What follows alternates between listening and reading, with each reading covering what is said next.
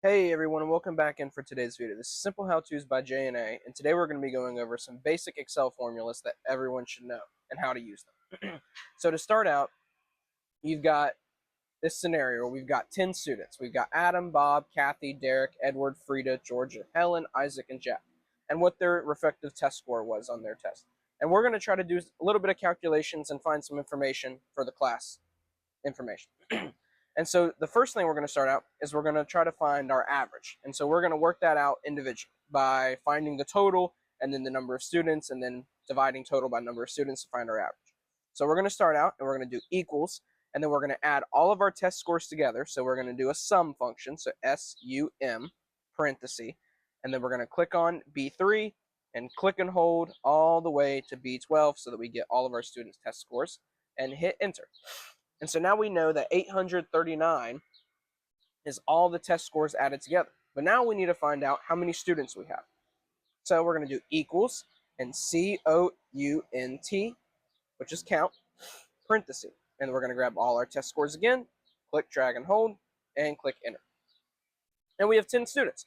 So now this is very easy. We're just going to do equals and do our total score divided by our number of students. And then click enter. And we get 83.9. So that's our average. Now this is good and all, but there's a much faster way to do it. So instead of actually manually doing all the formulas, there's actually an average function you can do. So you can do equals and then spell out average and then parenthesis and click and drag or hold our data again.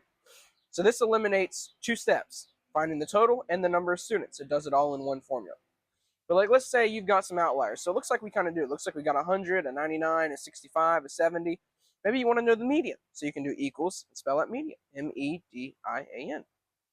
Then parenthesis. Click and drag and enter. We know our median was 81.5. Maybe you want to know your maximum. You can do MAX, parenthesis, and grab it.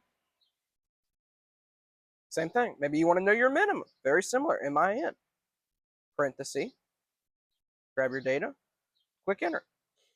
So by using these formulas, you can find a lot of interesting information about your data. And this might not seem like it's really necessary because it's only 10 students, but let's say maybe you have 1,000 rows. Maybe you have 10,000, 100,000 rows.